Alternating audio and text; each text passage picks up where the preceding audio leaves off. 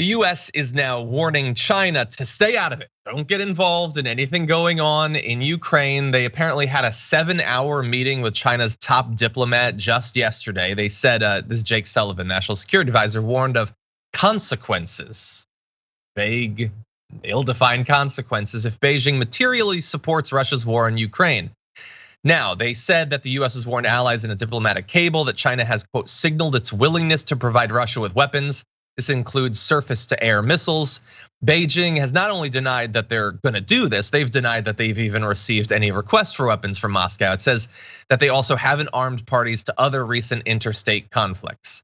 But in at least one area, China already is involved in the fight, if not materially. Chinese government spokespeople have blamed the US and NATO for Russia's invasion. They aren't using the word invasion, by the way, when they talk about this. State media in China is spreading the conspiracy theories about bioweapons labs as an excuse for the invasion. Government censors are making sure that people in China hear as little as possible about the deaths of civilians.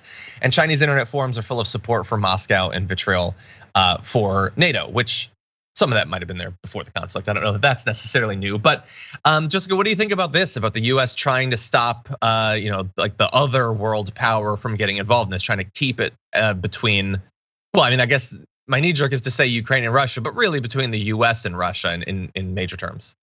I think by having this conversation is putting us in a stalemate. Like any take on the situation in Ukraine that's not based in wanting de-escalation and peace is just like unhinged and insane. And so when we consider US intervention here, we have to ask the one question, will we make the situation better or worse? And the prospect of China getting involved, if we take direct military action, almost makes our decision clear that we can't really get involved. Like now we're in a stalemate because we can't have world powers fighting this proxy war in Ukraine. Yeah, I mean, I add that to the list of all the reasons we can't get directly involved militarily. I'm perfectly fine with that list being larger, more clear, more indisputable for more people. The thing about it though, it just seems a little bit weird, which is like the US telling China, like, don't get involved, specifically, don't send any weapons. But like, we're sending lots of weapons, very specifically sending weapons, and we're certainly involved. Now, I get it, it's in defense of Ukraine, which is different than supporting the invading forces, but we are asking them specifically to not do something that we are very much doing ourselves. That seems diplomatic to be a little bit harder of a sell. What do you think? Yeah, I think this foreign policy of the rules only apply to everyone else that the US has been pushing for like a century or more now. We're seeing that it's falling apart. I don't think we can have this type of world order last for much longer, especially when we have, top US officials complaining about human rights violations in Ukraine by Russia, but we have almost never complied with international criminal court cases. So things are changing. We're gonna have to start playing by the rules if we want there to be rules. In any event, we're gonna continue to watch the developments in Ukraine. The slowdown in the Russian invasion seemed like it's creating a bit of an opening for something diplomatically to happen. The fact that the international community, at least 3 weeks in, it's still relatively brief, hasn't moved on, which is good.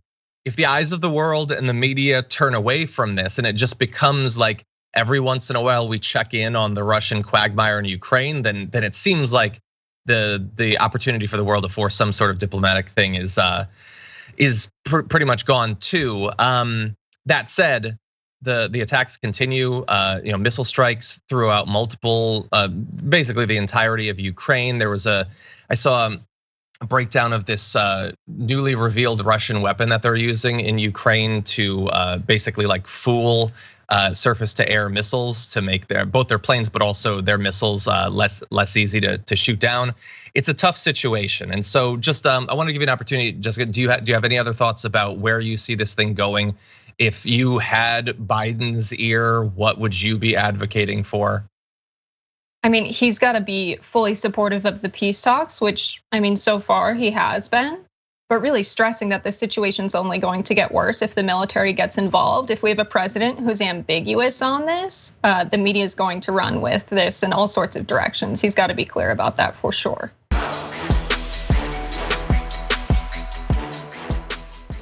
Check out the Damage Report podcast each day, wherever you get your podcasts, whether Pocket Casts or Stitcher or iTunes.